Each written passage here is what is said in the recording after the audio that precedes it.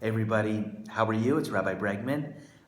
It's getting late, Thursday night. I'm in a nondescript conference room, out and about doing my thing. I don't have a big opportunity now to find another location, shoot a video for you, so I turned off the TV monitor here. Let's learn up some Torah. What I wanted to speak about in today's clip, whether you watch it today, tonight, tomorrow, in a month, what I want to talk about right now is relationships and boundaries. Boundaries and relationships, guys. That's what I want to talk about in this clip. All day while I was working hard, I had a lot of ideas of things I wanted to speak to you about, boundaries, their importance, and a lot of interesting spiritual insights on it. I actually even typed up, while I was working, I had a file open, and I typed up pages and pages of notes and Torah insights. Probably right now, we only have a few minutes to go through a couple of them, and it'll be what it'll be. Okay, so I'll give you a couple insights. So first thing you have to know from a Torah perspective is that boundaries are an unbelievable thing. Boundaries are a blessing, and they bring blessing in their wake. The Gemara, the Talmud says in Tractate Shabbos, I think it's page 118, the Gemara says over there, and Rashi comments on it, that Jacob received the blessing in his life without limit as a reward for the boundaries and limitations that he had set up in his life. The Sfas Emes speaks about that as well, the second Ger Rebbe. So anyway, so you set up boundaries, they're appropriate, they're proper, they bring blessing in their wake, not the opposite. We live in a world today, guys, where people, much of the popular culture, tries to tear down norms, tear down boundaries, things that were, there's a clear demarcation between right and wrong, truth and falsehood, what's moral, what's immoral, what's an acceptable lifestyle, what's over the top.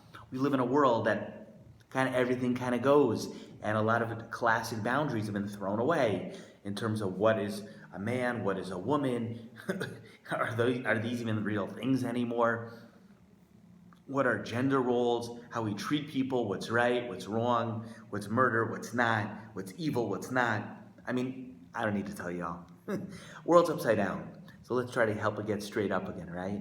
But we live in a world, guys, where the boundaries are out the window.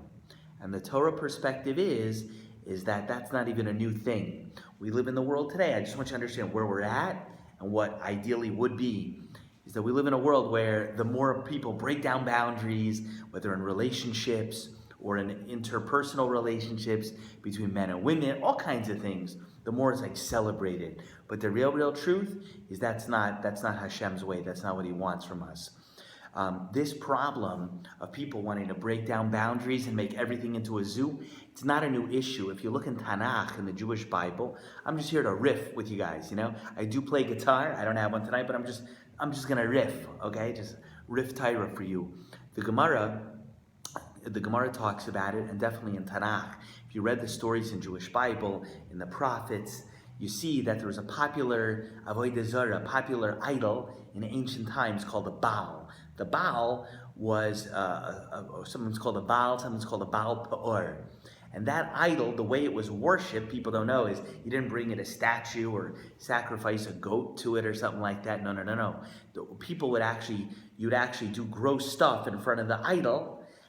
Mostly people would go to the bathroom in front of it, literally. That's what they would do. And that was how they would worship the idol. Rav Chaim Shmuel Levitt speaks about this in his classic work, Sichas Musar, that although people don't worship the Baal statue today, the idea of who can outgross or be out wild or wild neighbor and friend is given a pat on the back as doing something that's celebrated, So boundaries bring blessing in their wake, okay? So that's what you have to know.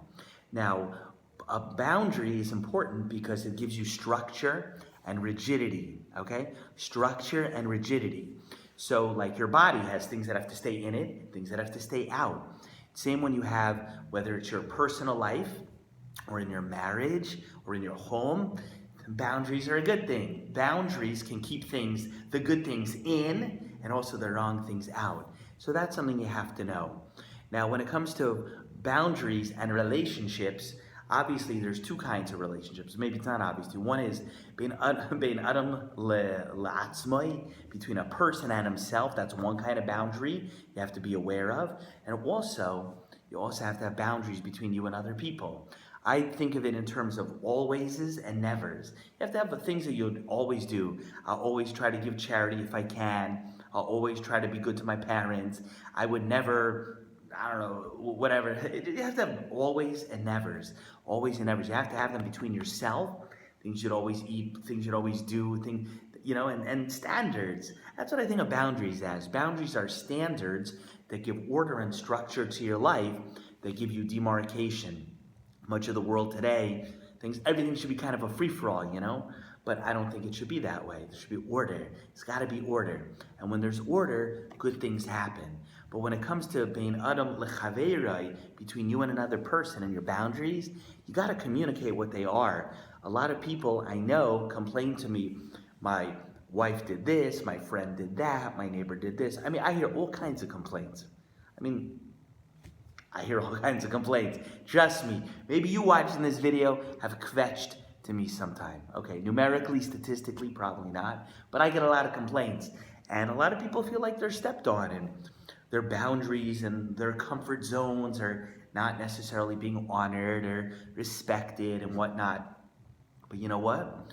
A lot of times it's your own fault, guys. It's your own fault that your boundaries are not respected with your clients, with your family, with your friends, with your neighbors, in the community. It's your fault. And the reason it's your fault is because you expect other people to be mind readers. You expect people to know what you're thinking and where your comfort ends and your discomfort begins, okay? That's not the way life works, does it? Think about it. Sometimes people do this, especially women. They'll drop hints as to what makes them comfortable or uncomfortable, but they won't say it directly.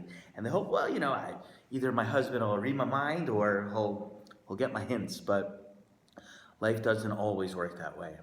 Life doesn't always work that way. So, you can't be upset with somebody for crossing an invisible line in your life because they didn't respect the boundary that you had. Boundaries have to be explicit, and people have to know what are the expectations that follow them. Obviously, boundaries can exist in relationships, but the Torah makes it clear that boundaries, even between pieces of land, are very, very important. If you look early on in the Chumash, early on in the Torah, we have the famous story of Sodom and Gomorrah, those two cities that were steeped in evil and wickedness that Hashem chose to destroy for their sins. Sodom and Gomorrah, Sodom and Amorah. Okay, those cities, famous places. So the commentaries ask, why was it that Hashem destroyed these places for their evil, their wickedness, their perversion? So is that the reason? That's what most people would say. But the truth is, if you look in the Torah, it's clear that almost all the places in the world at that time were acting kind of wacky like this. Everybody was doing the same sins. So why were these particular cities singled out? So if you look in the commentary of the Ramban, Nachmanides, the early medieval commentary, he says it has to do with, drumroll, boundaries. Has to do with boundaries. Sodom and Gomorrah, these cities were located in the boundaries of Eretz Yisrael. They're located in the land of Israel. So doing the same deed within the boundary of Israel, which is like the king, meaning the King of Kings, capital K, King Hashem's backyard, that's an extra grievous insult than doing the same deed somewhere else. So the consequences would be different. The point is, over there, what I'm trying to say is, whether it's physical boundaries or in the boundaries you have with other people, you have to become explicit. You have to speak it out, and people have to know. You can't be upset because people aren't respecting you and they're getting too close. Come on. You have to be open about it. You have to speak. Now, I want to share with you, there's some stuff I'm going to share with you now that I have brought it with me today. Short and sweet on the Parsha, by yours truly. My Torah commentary, a couple left in the world. I got the copies. I could still get you one if you want to order a copy. I speak about this in here in many different places. And I'll share with you a couple insights. One insight comes from, I have this with me today, the Mishnah Rav Aaron, the writings of Rav Aaron Cutler. He speaks in there, in his writings, and I speak about this in my book, that the Torah spends 34 verses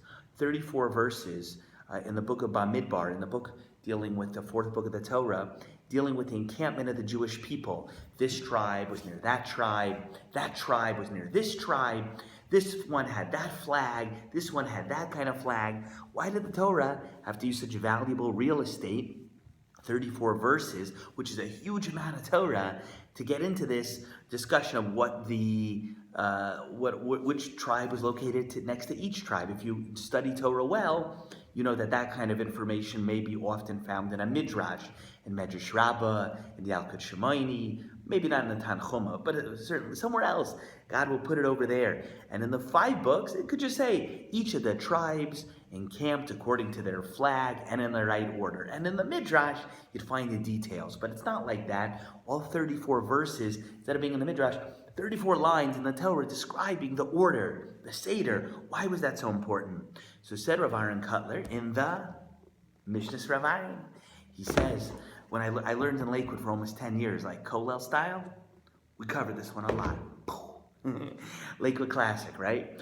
So it says over there that a person needs to know that even the most holy, worthwhile endeavor, it could be even the Jewish people who just got the Torah in Mount Sinai and left Egypt and they're on their way to the land of Israel, even that could be ruined, even that could be spoiled and go to pot if it doesn't have Seder, doesn't have order. You have to have order, you have to have boundaries. Everything has to be in its right place. If you don't have that, everything can go out the window. And that's why the Torah took such valuable amount of real estate to emphasize the importance of Seder, according to Rav Aaron Kotler. Okay? That's one thing I want to tell you over there. Another thing I want to tell you is pretty cool, is in Parshas Vayishlach, early on in the Torah, and I speak about this in my commentary, Parshas Vayishlach, it's around here, early on in the Torah, one of the themes over there in Parshas Vayishlach is maintaining boundaries, okay? Listen to this. It says over there in chapter 32, verse 13 of the book of Genesis, it says over there, Hashem says, I will make your offspring like the sand of the sea, which is too numerous to count. So why is that important? Why is that so important to be like the sand of the sea? What, we want to be a beach? What's so important to that? Why did God promise Abraham that, the sand of the sea business? What's this about? So let me tell you exactly. I'm going to read it to you, what I write in my commentary over here. The commentaries explain that the sand is the boundary of the sea, so that the waves and water cannot flood the earth.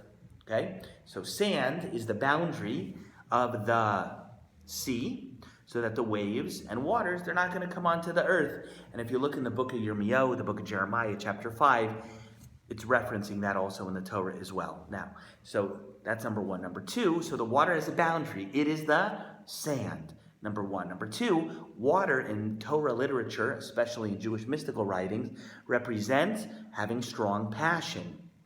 So if the Jewish people are compared to the sand of the sea, it could be interpreted to mean that one of the missions of the Jewish people in this world is to serve as a boundary and a reminder to the rest of the world that a human being should not be swept up in his passions. You got water, but there's a sand that keeps the water from flooding. Excuse me, I got excited. The water from flooding everything away. And that's very important. The water keeps the flood from basically overcoming the land. So too, a person has to make sure that they don't get lost in a flood of passion, materialism, sensuality, and whatnot, and ruin their lives in the process. I'll conclude by telling you, just to drop more, the Maharal of Prague, in his commentary on Pirkei Avos, called Derech HaChaim. Derech HaChaim. I knew that. Got distracted. People over there looking at me like, who's this guy talking into his camera so much? The Maharal discusses over there, there's a famous idea that our sages teach, that a person, when you quote Torah over in the name of another rabbi or sage, you should say it b'shem Aimrai, and it brings Seder to the Olam. It brings order to the world. It brings order to the world. The Mishnah says, whoever repeats a thing in the name of the one who said it brings redemption to the world. And the question should be, that's very nice to say something in the name of the person who said it, but what does Geula, redemption, have anything to do with what? So the answer has to do with boundaries and Seder and having order, which is important to boundaries, whether for yourself, between you and God, and other people.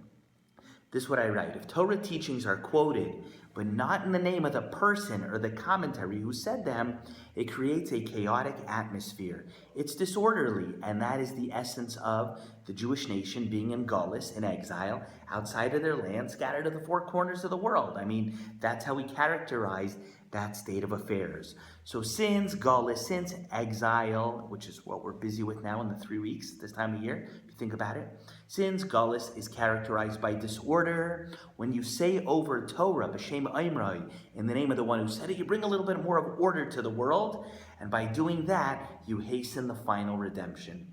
Bottom lines, my friends, boundaries are a great thing. They bring you blessing, whether in interpersonal relationships or your relationship with God, your relationship with the land of Israel. Boundaries, they're a good thing. They're a positive thing. Work on them, express them, clarify them. You'll be a happy camper. Anyway, I hope you got a lot of Torah out of this video, a lot of insight and wisdom. I covered a lot. Some people watch these videos 2-3 times because I'm just shooting a lot of stuff. There's much more to say. If you'd like to order a copy of Short and Sweet on the Parsha, I have the only ones left. You can't get it from Amazon or Feldheim anymore. If you live in the US, it'll be $36 as a donation to my organization, the Jewish Executive Learning Network. That includes first-class shipping. You'll get it in a day or two. And if you enjoyed this clip, please subscribe. Have a great night. And thanks for learning with me. Good night, y'all.